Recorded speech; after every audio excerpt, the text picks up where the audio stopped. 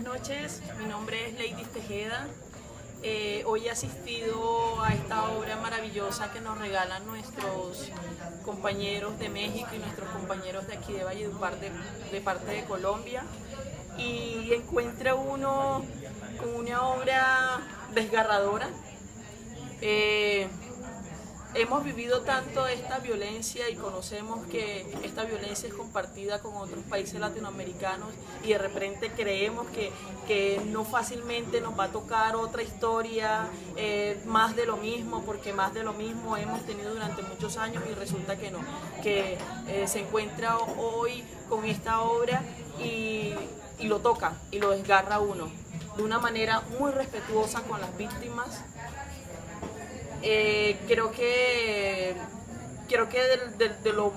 de lo más que alcanza esta obra es que logra ese respeto por el dolor de las víctimas.